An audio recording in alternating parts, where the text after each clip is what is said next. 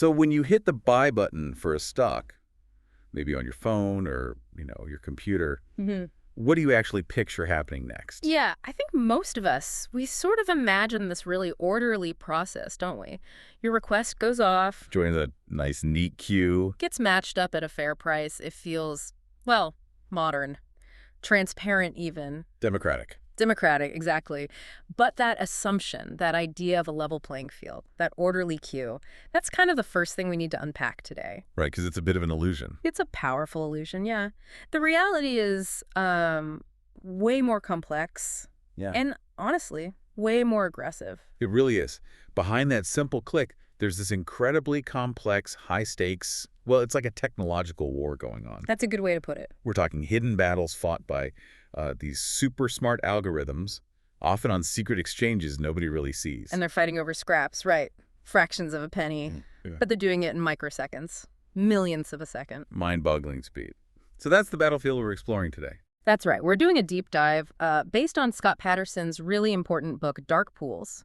The rise of the machine traders and the rigging of the U.S. stock market. Yeah, Dark Pools. A fantastic read. It is. And our goal here is really to pull back the curtain on modern finance, to try and understand how speed just became everything, the ultimate weapon. Okay, so let's start with, the before picture.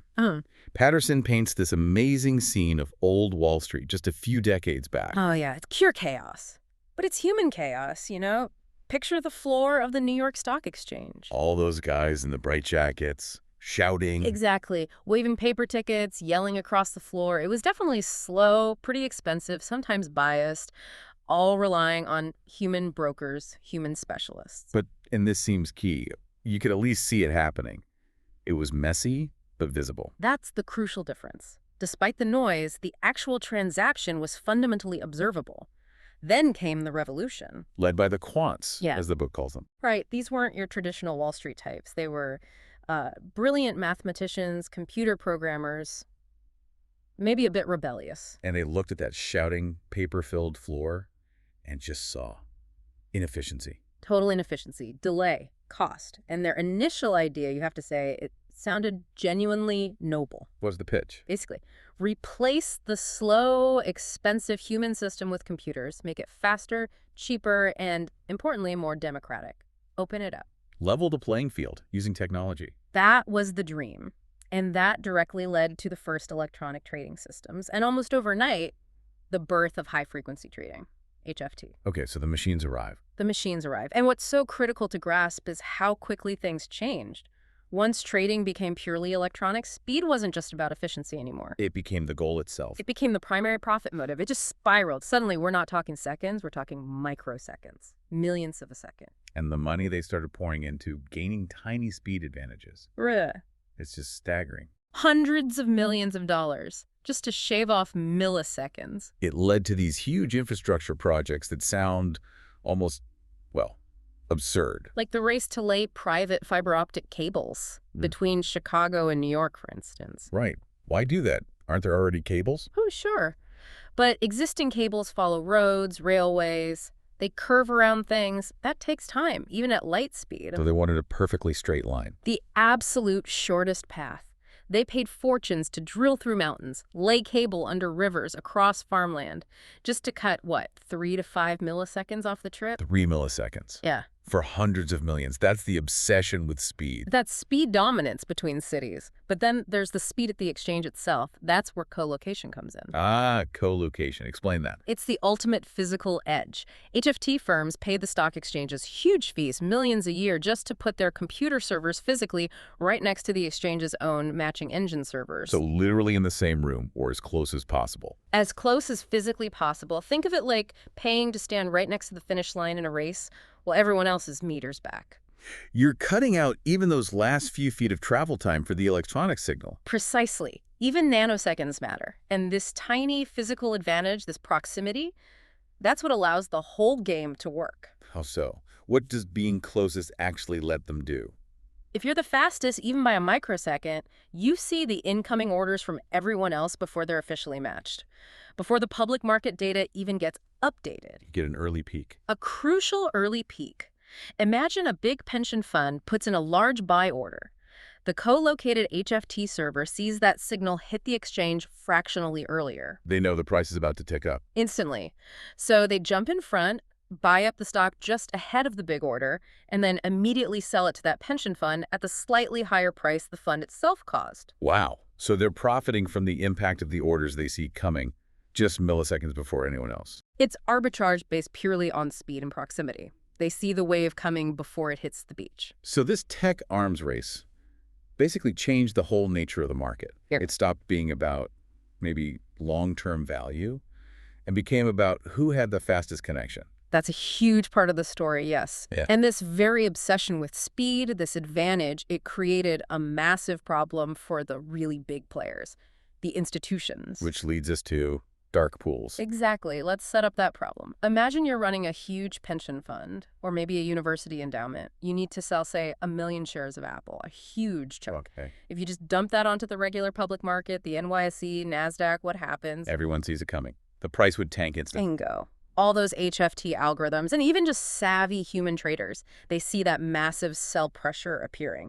They'll front-run you, sell their shares first, driving the price down before you can unload yours. So you end up selling at progressively worse prices, a big loss for the pensioners or the university. A huge loss. Your own order moves the market against you.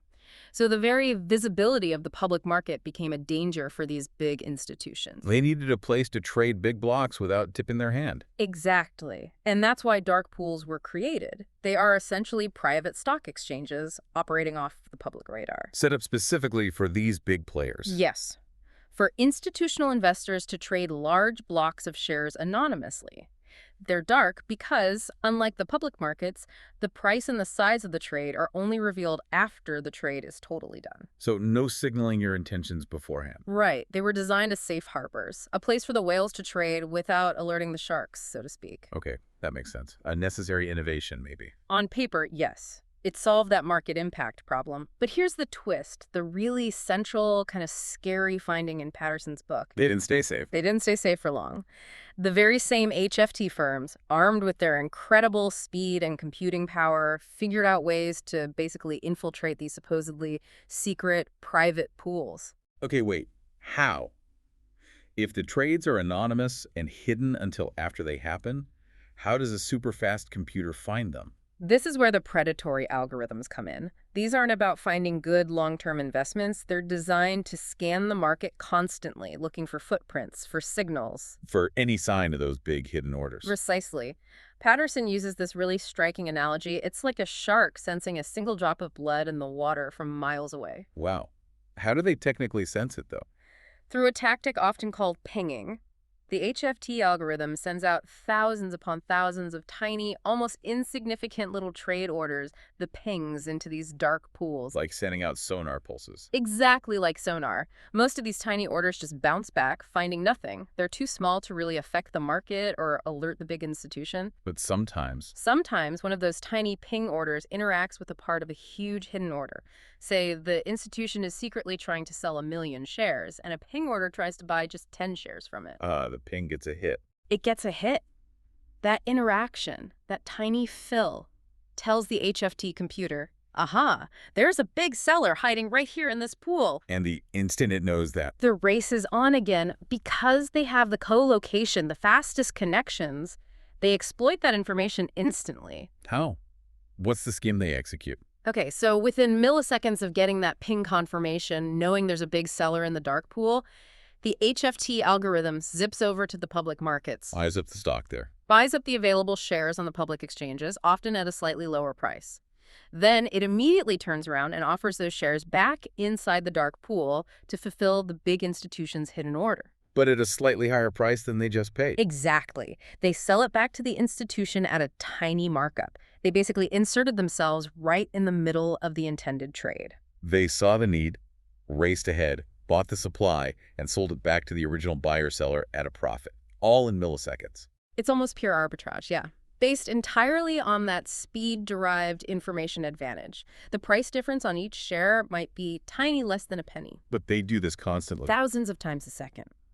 Across dozens of dark pools. When you add it all up, it's Billions of dollars. Billions being skimmed away from who? From the big institutions, which means ultimately from retirement funds, from mutual funds, from university endowments, essentially anyone whose money is managed in large blocks. So this hidden war isn't just abstract finance stuff. It has a real cost for everyday investors, potentially. That's the argument Patterson makes very forcefully. It's a direct, tangible cost. The very technology meant to make things more efficient got turned into a tool for extraction. And the safe havens, the dark pools. They became, as Patterson puts it, the perfect hunting grounds. Low visibility, full of large, slow-moving targets for these high-speed predators. So wrapping this up, the big takeaway from this deep dive into dark pools is what?